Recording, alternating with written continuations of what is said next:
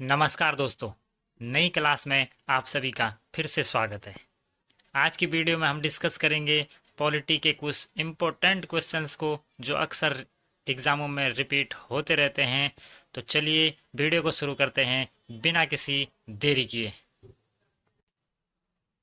पहला प्रश्न है, भारतीय संसद के ऊपरी सदन को किस नाम से जाना जाता है?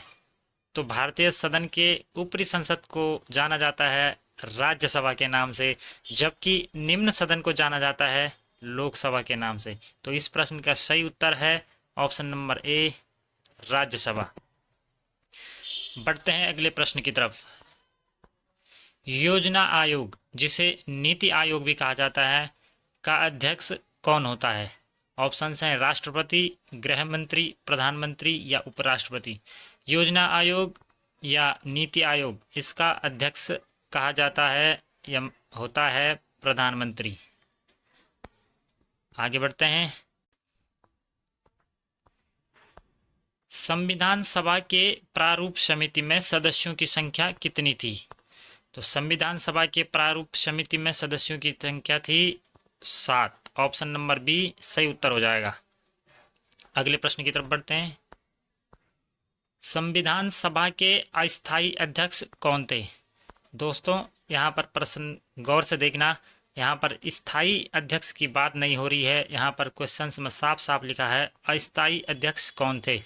ऑप्शंस हैं डॉक्टर राजेंद्र प्रसाद, डॉक्टर भीमराव अंबेडकर, सच्चिदानंद सिन्हा या इनमें से कोई नहीं।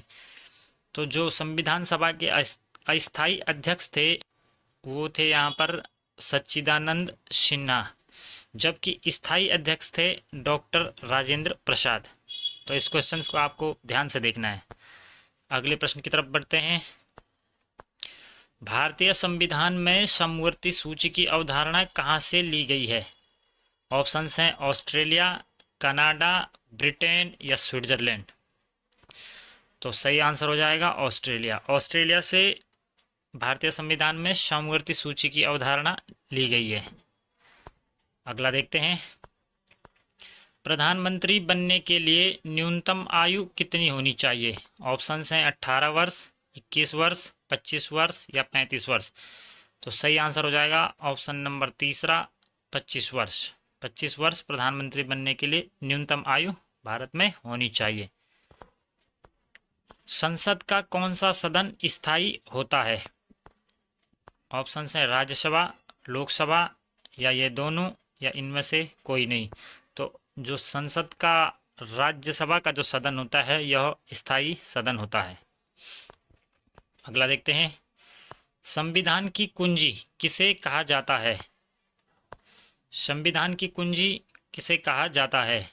मौलिक अधिकारों को, मौलिक कर्तव्यों को, प्रस्तावना को या किसी अन्य अनुच्छेद को।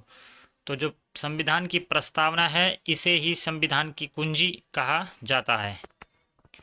अगला प्रश्न देखते हैं। लोकसभा के सदस्यों का कार्यकाल कितने वर्ष का होता है?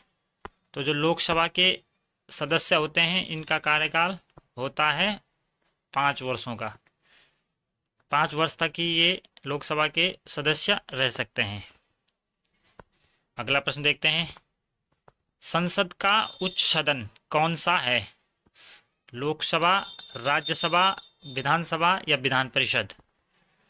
तो संसद का उच्च सदन राज्यसभा है, जबकि निम्न सदन लोकसभा।